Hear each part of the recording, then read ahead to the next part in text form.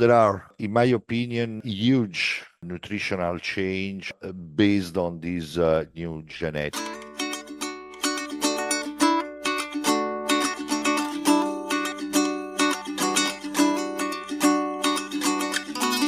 Welcome back, everyone, to the Dairy Science Digest. This is a podcast designed to bring the Journal of Dairy Science straight to the ears of dairy producers. I'm Reagan Bluel from the University of Missouri Dairy Team, and today's guest is Dr. Gallo, a research professor in Italy, and they've studied the impact of short-statured corn, also known as corn with the Brachytic hybrid, on the productivity of their dairy herd. And their results were summarized and is the article featured this month titled "The Effect of Silage from a New Brachytic Corn Hybrid with a High Harvest Index on Feeding Behavior and Performance of Lactating Dairy Cows." So, Dr. Gallo, this podcast is going to be coming out the same month that many farm families are determining what corn they're going to be planting in April of next year right now. So this topic is fresh on their mind and they've been combing through the magazines. So let's just dive right in and take a moment to talk about these short-statured varieties offered by Bayer so that they can get all the information they need to proceed with confidence in purchasing the 2026 corn hybrid.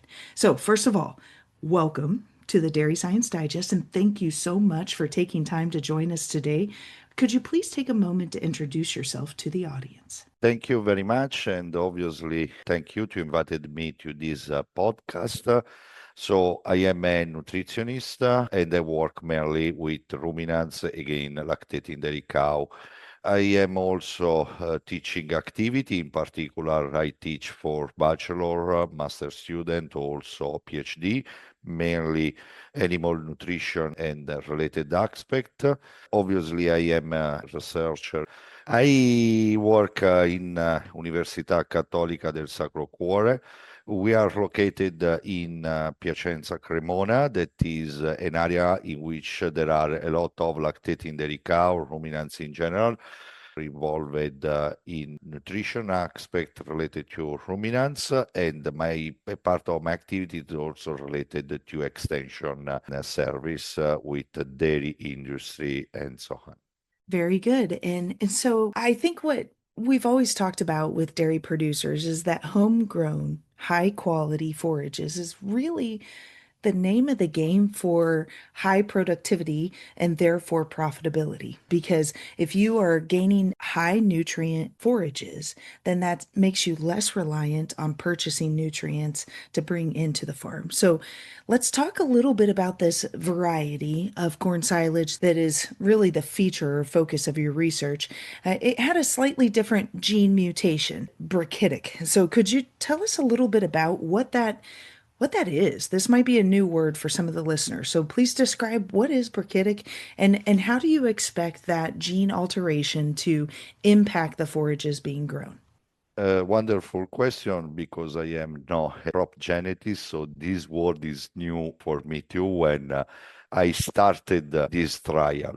What this mutation do is reduce internodes, so in particular in the more undigestible part of the corn plant that is the stalk.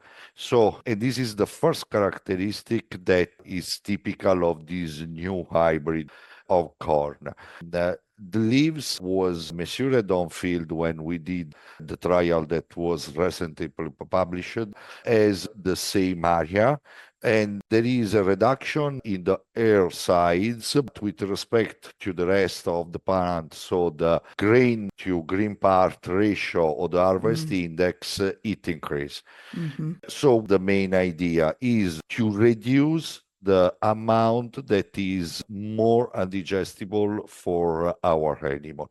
Another peculiarity, this is what genetics refer me, is that also the lignin content, not just because there is a reduced size of the stalk, is lower, but also a different distribution of lignin. And these impact the amount of undigestible fiber in the final corn silage. Yes. And guys, if you want to learn more about the plantings and such, they're in the materials and methods of this particular article. It's well described. All of that's available in the article. And of course, I've got a link to the research article that's open access for the Journal of Dairy Science here in the bottom of the show notes. But yeah, just to reiterate what you were saying, we've got this shorter stalk and it results in a shorter ear, but that ear will generate more starch on a percent basis than your tall variety. So really the test here was talking about short statured corn versus tall statured corn and how that will ultimately impact the digestion of the dairy cow. So let's start first with some of the chemical analysis of the two different silage varieties. Let's assume you've got silage in the bunk and you go to test it so that you can write your rations. Tell us about how these two different varieties tested. So there are, in my opinion, huge nutritional change based on this new genetic. In particular, what we observed in the specific trial was a reduced amount of NDF, neutral detergent fiber, old fraction, but also a reduction of lignin content. Mm-hmm. In opposite, there is a small but significant increase in the starch content, again, for a better harvest index.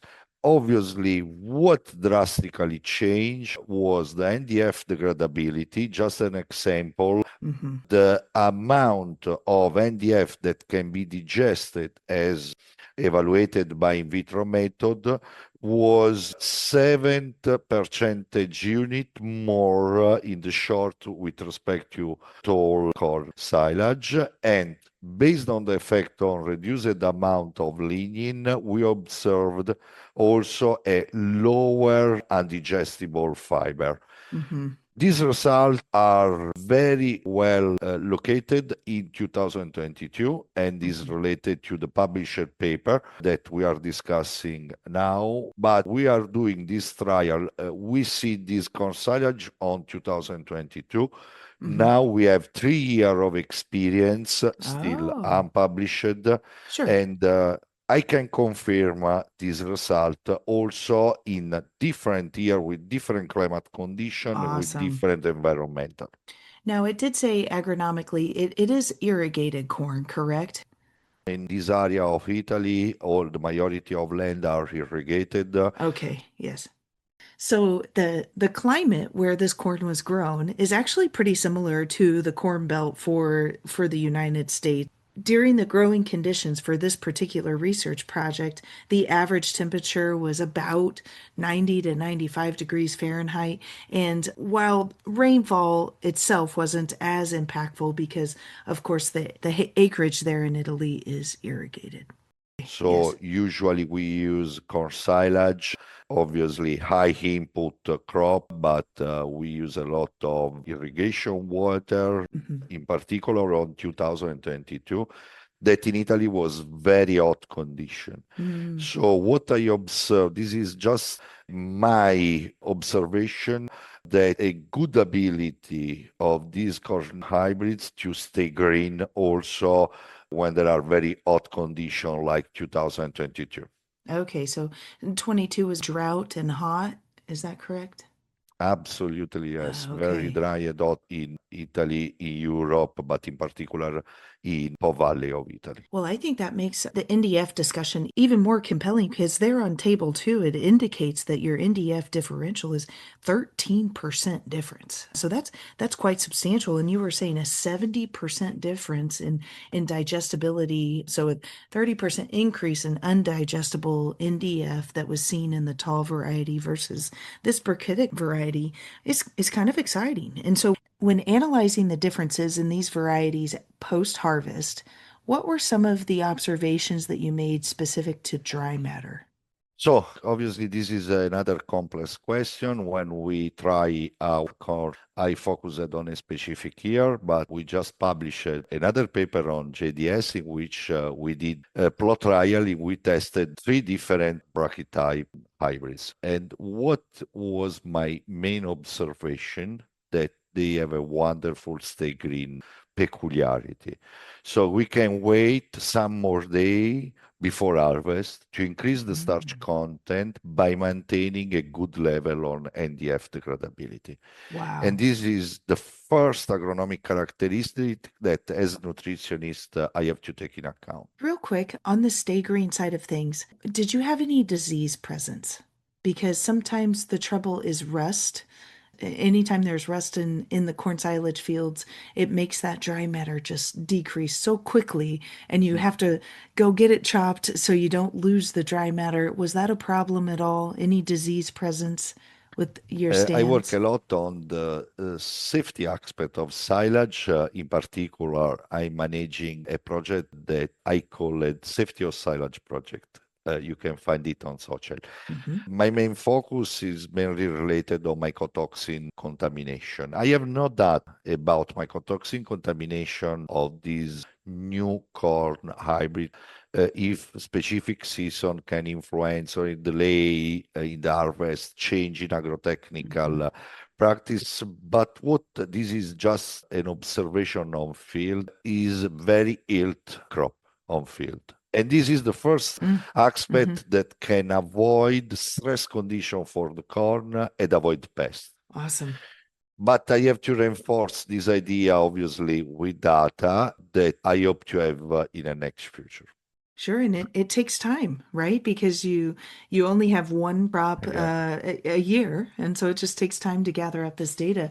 But the idea that reduced stress and will reduce the total amount of lignin, which you saw in the data, the total amount of fiber laid down in the plant, which you saw in the data.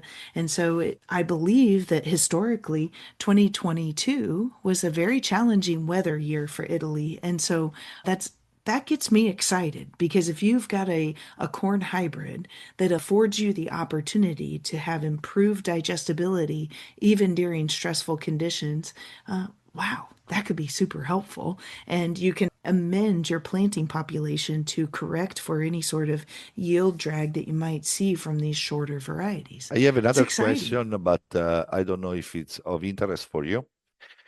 Because when we started on 2022, we was the first experimental farm that started with this project, but other farmer in Italy seed brachytype Hmm. corn, and I discussed a lot with the guy in the last 3 years. What was the most impressive characteristic of this brachytype is that when there is a storm, Hmm. Lodging, they don't lodge they don't lodge. because the high density of the crop help each crop with other to stay. Yes. So, Standing. and this is again is Hmm. observation that Sure. farmer do on field.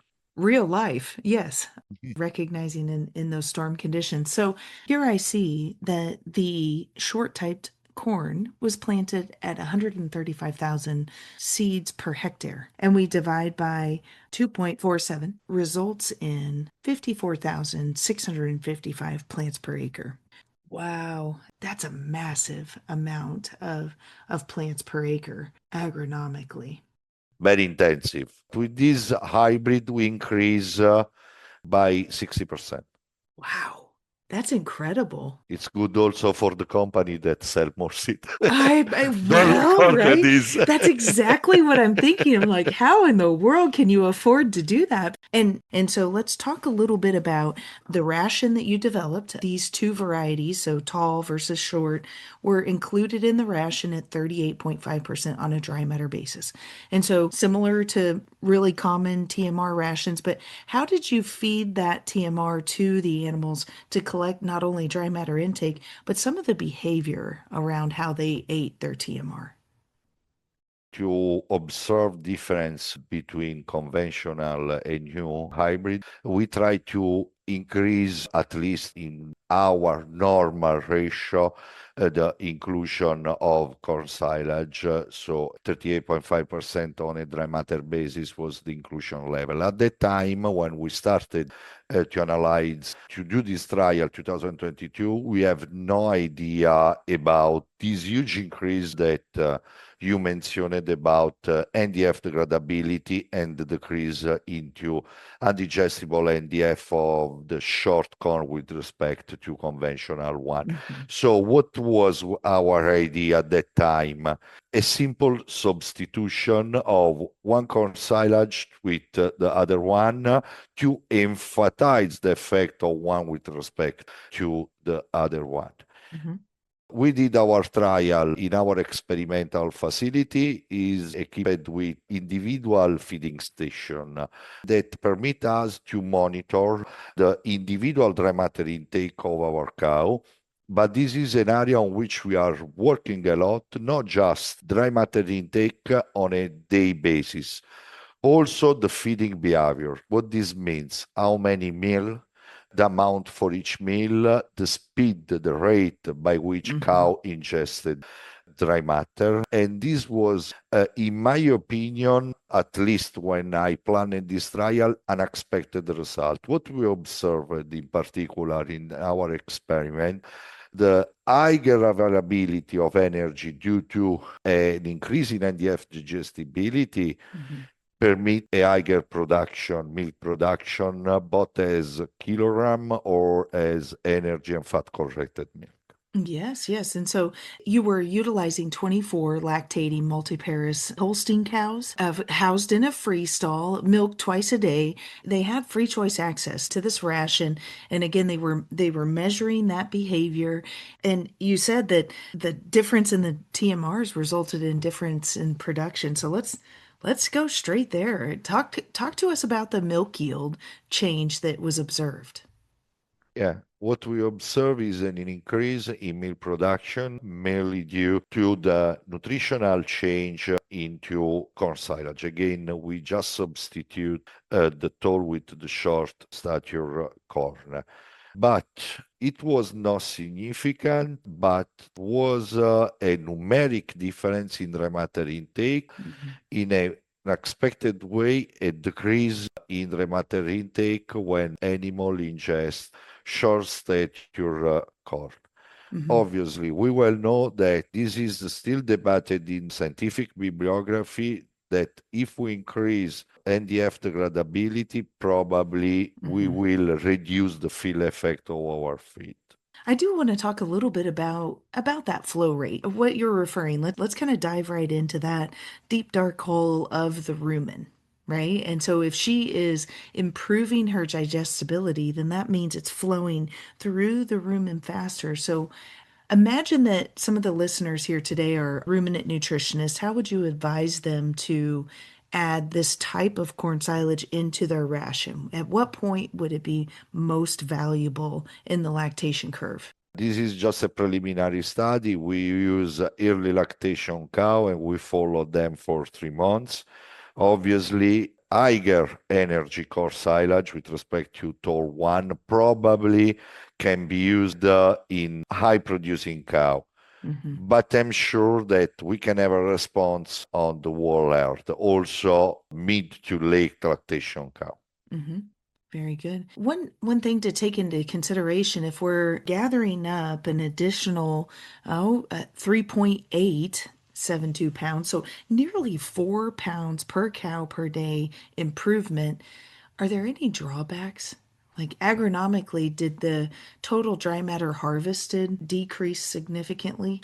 The reduced stature, the height of the corn silage, to avoid this situation, the company suggests to increase the seed density. In particular, in our experiment, with the conventional corn, the tall one, we see the 80,000 seed per meter square with respect to 130,000 seed per hectare. So we increase the density. Mm. And this situation permit to the short stature corn to produce the same amount of dry matter per hectare, but I have to specify here Mm-hmm. that we treated the two experimental fields in which we produced the corn silage for our trial, tall and short, with the same fertilizer, same nitrogen, Mm-hmm. same irrigation water,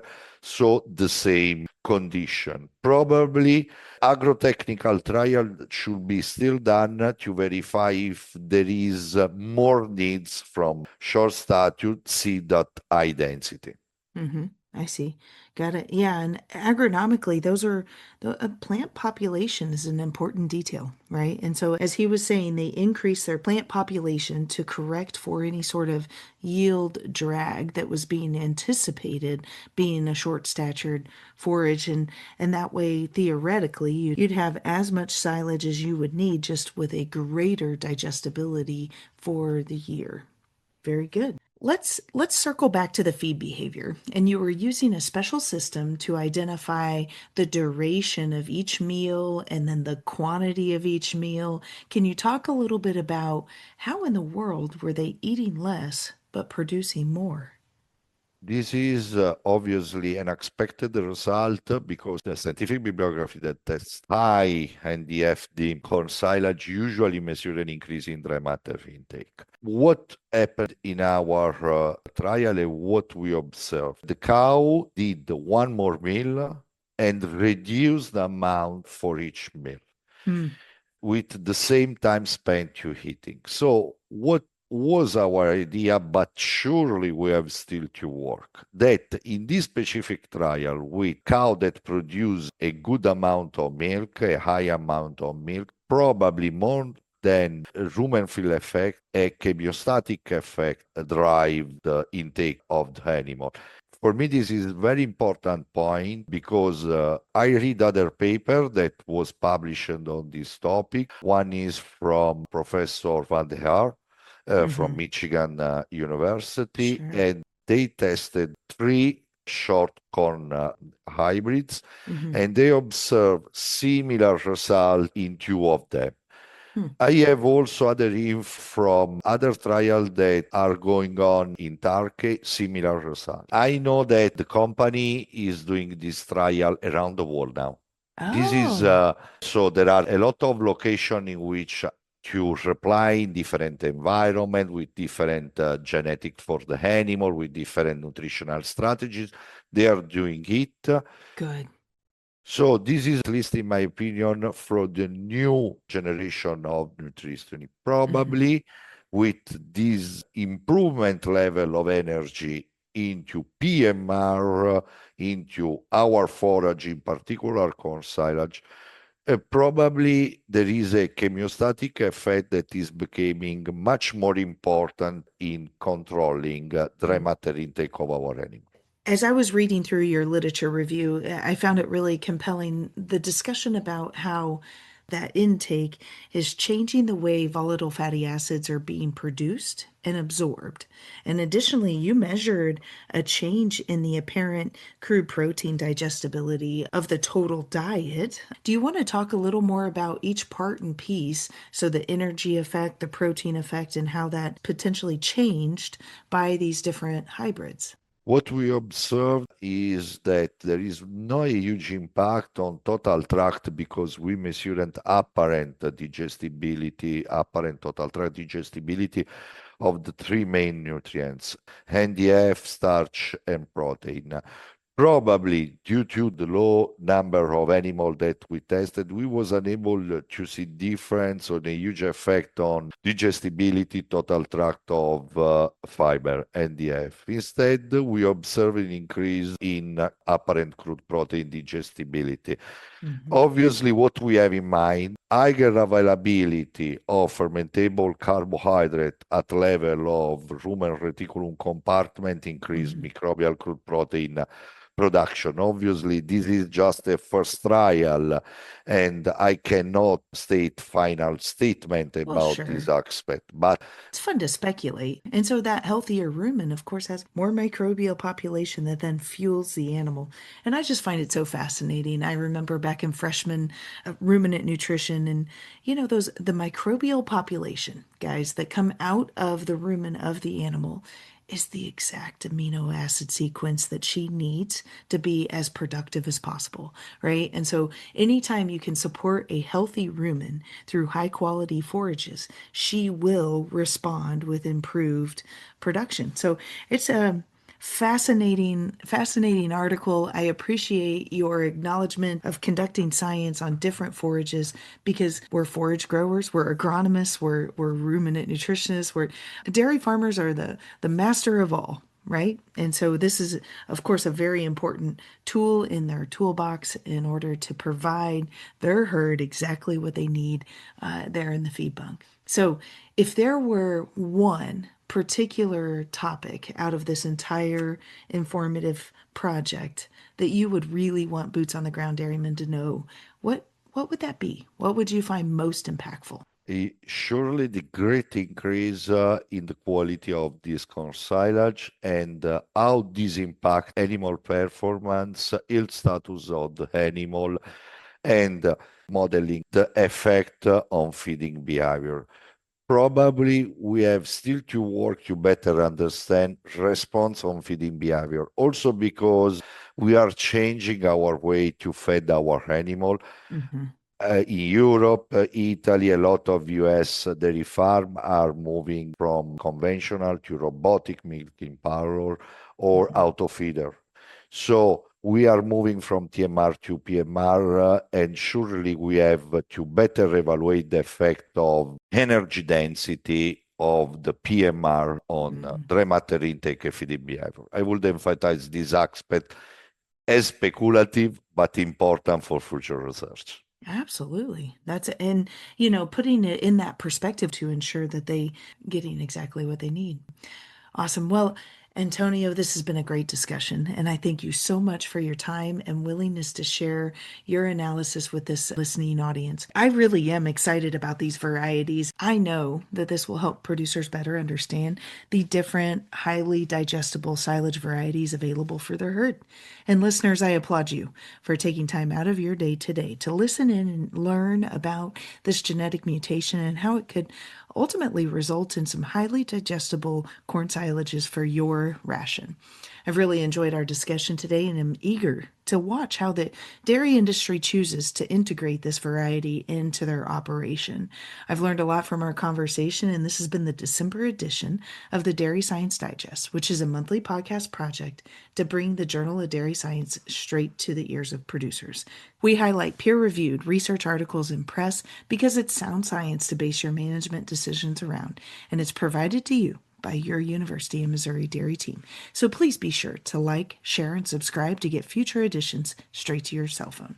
This is Reagan Bluel with the Dairy Science Digest, and I hope you have a great